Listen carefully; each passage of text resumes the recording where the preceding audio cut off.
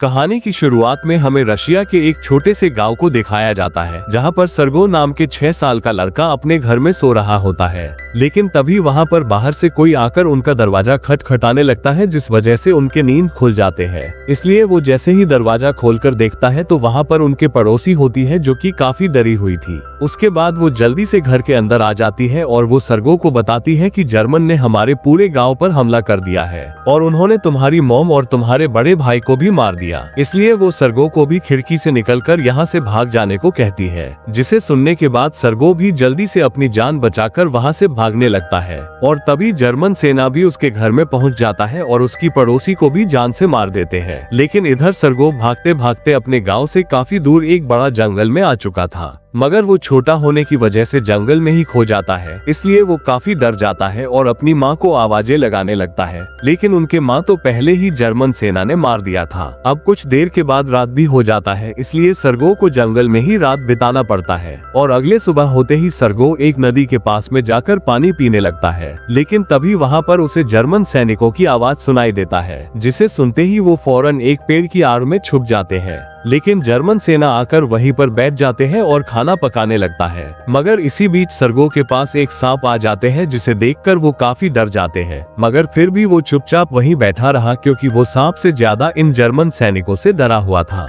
अब थोड़ी देर बाद जर्मन सेना खाना खाकर वहां से निकल जाता है, जिसे देखते ही सर्गो भी जल्दी से वहां पर जाकर उनका बचा हुआ खाना लेकर फिर से जंगल की ओर बढ़ने लगता है। अब ऐसा ही करते करते 2 दिन बीत जाता है और सर्गो ने पेट भर कुछ भी नहीं खाया था, इसलिए वो काफी कमजोर होने लगता है। लेकिन तभी उसे वहां पर एक जंगली फल मिल जाता है, जिसे देखकर वो काफी खुश हो जाते हैं। इसलिए वो जैसे ही उसे खाने के लिए आगे बढ़ते हैं तो तभी वहां पर एक जोरदार धमाका हो जाती है, जिसे सुनकर सर्गो काफी डर गया और तभी उसे ऐसा महसूस होने लगता है कि शायद उन झाड़ियों के पीछे कोई मौजूद है। इसलिए वो जल्दी वहां से भागने की कोशिश करता है, लेकिन उसने कुछ दिनों से कुछ भी नहीं खाया था, इसलिए वो कमजोरी की वजह से वहीं पर बेहोश हो जाता है। और अब उसके कुछ देर बाद वहां पर 2 रशियन सैनिक आते हैं, जहां पर उन दोनों को सर्गो दिखाई देता है, इसलिए वो लोग उसको उठाकर अपने बेस पर लेकर जाता है। उसके बाद वहां पर रशियन ऑफिसर सर्गो को उसके बारे में पूछने लगता है, जिस पर सर्गो कहता है कि मेरे पड़ोस की आंटी ने मुझे बताया था कि जर्मन सेना ने मेरे पूरे परिवार को मार दिया, जिसे सुनकर वहां पर सभी लोग काफी दुखी हो जाता है। उसके बाद वो लोग उसे काफी सारा खाना और पानी देता है और उसे ट्रीटमेंट के लिए कात्या नाम की एक नर्स के पास भेज देता है, जिसे देखकर कात्या को वो काफी पसंद आता है, इसलिए वो उसको अपने बच्चे की तरह देखभाल करती है। अब धीरे धीरे करके यहाँ पर सर्गो को सभी ने पसंद करने लगता है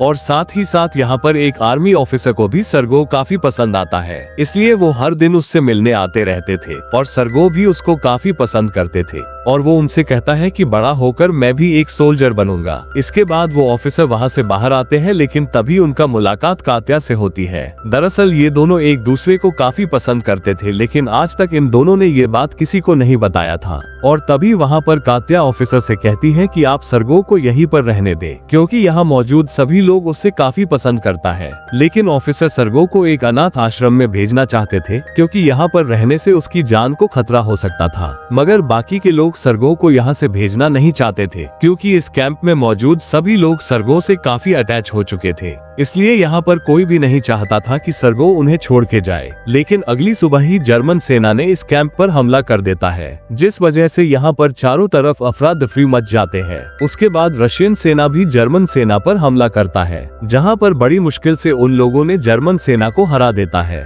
अब ऐसे ही करके कुछ दिन गुजर जाता है और फिर एक दिन सर्गो को लेने एक सैनिक आ जाते हैं, जिसे देखकर रशियन ऑफिसर काफी दुखी हो जाता है। उसके बाद वो उसे अपने पास बुलाकर एक लकड़ी की पिस्तौल देता है, जो उन्होंने खुद अपने हाथों से बनाई थी, और अब वो जाने से पहले उसे गले लगा लेता है। लेकिन ऑफिसर को काफी बुरा लगता है, क्योंकि वो उसको यहाँ से भेजना नहीं चाहते थे। इसलिए वो उससे पूछता है कि क्या तुम मेरे बेटे बनोगे, जिस पर सर्गो भी उसे हाँ कर देता है, जिसे सुनकर वो काफी खुश हो जाता है, क्योंकि उसके इस दुनिया में और कोई नहीं था। और ये बातें पूरे कैंप में फैल जाता है, जिसे सुनकर वहाँ पर मौजूद सभी लोग की खुशी का ठिकाना ही नहीं होता। उसके बाद रात में सभी लोग मिलकर सर्गो के लिए एक यूनिफॉर्म बनाता है और अगली सुबह जब सर्गो की नींद खुली तो ऑफिसर उसे उसकी यूनिफॉर्म और आर्मी के जूते देता है, जिसे देखकर सर्गो भी काफी खुश हो जाता है। उसके बाद वो उसे पहनकर इधर उधर भागने लगता है।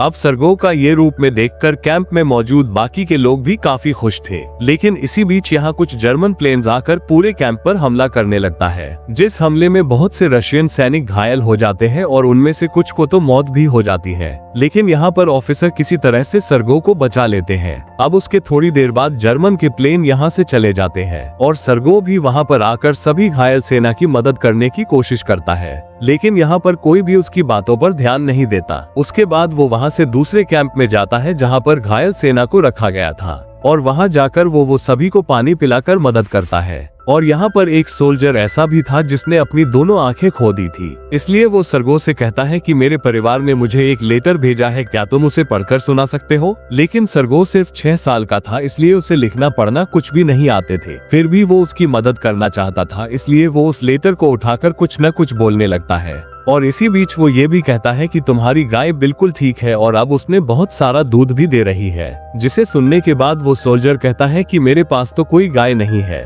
ये सुनकर पास में मौजूद एक सोल्जर उनसे कहता है कि ये बच्चा जो भी कह रहा है तुम चुपचाप सुनते रहो। इसके बाद सर्गो उस लेटर को अपने मन से पढ़ने लगता है और उसकी प्यारी प्यारी बातें सुनकर वहाँ पर मौजूद सभी सोल्जर को काफी अच्छा महसूस होता है। अब ऐसे ही करके कुछ दिन बीत जाते हैं, इसलिए अब धीरे धीरे करके सर्गो भी जंग के माहौल में ढल चुका था और वो खुद को भी एक सोल्जर मानने लगा था। और फिर एक दिन जब सर्गो अपनी शेविंग कर रहा था कि तभी वहाँ पर 2 सोल्जर आकर उसे पूछता है कि क्या तुम आज डेट पर जा रहे हो। जिस पर सर्गो उन दोनों को कहता है कि एक सोल्जर कभी डेट पर नहीं जाता, वो तो हमेशा अपने देश की रक्षा करता है। उसके बाद वो ऑफिसर के पास जाकर अपने लिए कुछ काम मांगता है, जहाँ पर ऑफिसर उसे कहता है कि आज सभी सोल्जर के लेटर आया है, इसलिए तुम उन सारे लेटर्स को उन सोल्जर तक पहुँचा दो। जिसे सुनने के बाद सर्गो उन सभी सोल्जर के पास जाकर उनके लेटर देता है। अब ये काम पूरा करने के बाद वो खेलने लगता है, लेकिन सर्गो खेलते खेलते बेस कैंप से थोड़ी दूर पहुंच जाता है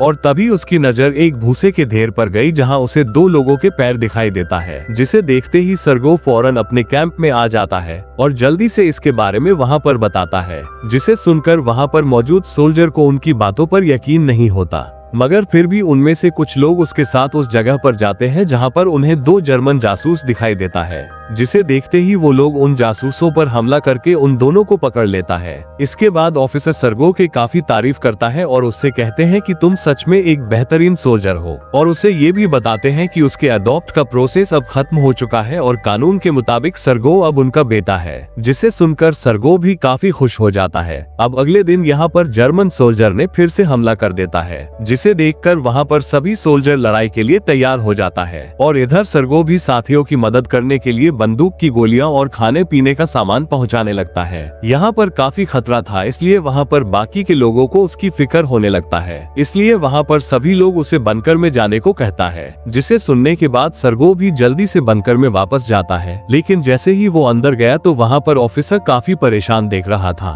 क्योंकि इस लड़ाई के चलते इनके रेडियो की सारे कम्युनिकेशन लाइन टूट गया था, जिस वजह से ये लोग अपने हेडक्वार्टर से संपर्क नहीं कर पा रहे थे। इसलिए ऑफिसर टूटे हुए तार को ठीक करने के लिए एक सोल्जर को बाहर भेजता है, लेकिन इसी बीच सर्गो भी उस सोल्जर के पीछे जाता है और कुछ दूर जाने के बाद ये सोल्जर उस वायर को फिक्स करने लगता है, लेकिन तभी वहाँ पर उसको गोली लग जाते हैं, जिस वजह से वो बुरी तरह से घायल हो गया। ये देखकर यहाँ पर सर्गो उससे पूछता है कि उस टूटे हुए तार को कैसे ठीक करते हैं, जिस पर वो सोल्जर उसे बताता है कि तुम्हें उसके दोनों सिरों को आपस में जोड़ना होगा। ये सुनते ही सर्गो उसे जोड़ने के लिए आगे बढ़ता है और वहाँ पहुंचकर वो बड़ी मुश्किलों से उस टूटे हुए तार को जोड़ देता है, जिसे जोड़ते ही उधर रेडियो को कनेक्शन वापस आ जाते हैं और जल्दी से ऑफिसर हेडक्वार्टर से संपर्क करके मदद बुला लेता है। और तभी सीन शिफ्ट होकर हमें अगले दिन का सीन दिखाया जाता है, जहाँ पर ऑफिसर और कात्या एक साथ नदी किनारे खड़े होकर बातें कर रहे थे और तभी ऑफिसर हिम्मत करके कात्या को प्रपोज करता है, जिसे सुनकर कात्या भी काफी खुश हो जाती है और उसके प्रपोज एक्सेप्ट कर लेती है। लेकिन तभी वहाँ पर एक सोल्जर आकर ऑफिसर को एक लेटर देता है, जहाँ पर लिखा होता है कि तुम लोगों को जल्द से जल्द इस बेस को खाली करना होगा,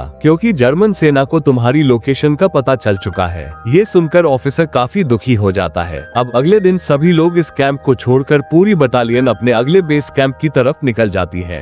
लेकिन जब ये लोग रास्ते में जा रही होते हैं कि तभी वहाँ पर उनके कुछ गाड़ियां लैंड माइन्स के ऊपर आ जाती है, जहाँ पर उनमें से कुछ लोगों की जान भी चले जाते हैं, जिसे देखकर वहाँ पर सभी लोग डर जाते हैं और धीरे धीरे करके सावधानी के साथ आगे बढ़ने लगता है। और वहाँ से कुछ देर चलने के बाद वो सभी लोग उनके नए बेस कैंप तक पहुँच जाती है, जहाँ पर इनकी मुलाकात एक जनरल से होती है। अब अगले दिन ऑफिसर की पूरी टीम को गार्ड बैनर से सम्मानित करता है और सरगो को भी उसकी बहादुरी के लिए एक मेडल दिया जाता है, जिससे वो सभी लोग काफी खुश हो जाते हैं। और फिर ऐसा ही करते करते कुछ दिन बीत जाते हैं, लेकिन फिर एक रात जर्मन सेना ने इनके बेस कैंप पर हमला कर देता है। ये देखकर रशियन सेना भी तैयार होकर जर्मन को मारने लगता है, लेकिन तभी वहाँ पर एक जोरदार धमाका होता है, जहाँ पर ऑफिसर बुरी तरह से घायल हो जाते हैं। ये देखकर सरगो जल्दी से जाकर अपने पिता को बचाने की कोशिश करता है, लेकिन वो यहाँ पर कुछ भी नहीं कर पाता, इसलिए वो जल्दी से भागता हुआ बाकी सोल्जर के पास आकर मदद मांगता है, जिसे सुनते ही बाकी के लोग भी जल्दी से वहाँ जाता है और ऑफिसर को वहाँ से बाहर निकालकर जल्दी से हॉस्पिटल ले जाते हैं। अब अगले दिन सरगो अपने पिता से मिलने के लिए हॉस्पिटल जाता है, जहाँ पर वो अपने पिता की ऐसा हालत देखकर काफी दुखी होकर रोने लगता है, क्योंकि सरगो की इस दुनिया में उसके अलावा और कोई नहीं थे। जिसे देखकर ऑफिसर के हौसला बढ़ाते हुए कहता है कि एक बहादुर सोल्जर कभी भी नहीं रोते हैं। ये सुनकर सरगो भी चुप हो जाते हैं और तभी सीन शिफ्ट होकर हमें मूवी के अंत में दिखाया जाता है, जहां पर ऑफिसर अब पूरी तरह से ठीक हो चुका था। इसलिए अब वो सरगो और अपने पूरी बटालियन को लेकर फिर से एक नए बेस कैंप की तरफ निकल जाते हैं और इसी के साथ ये मूवी भी यहीं पर एंड हो जाती है।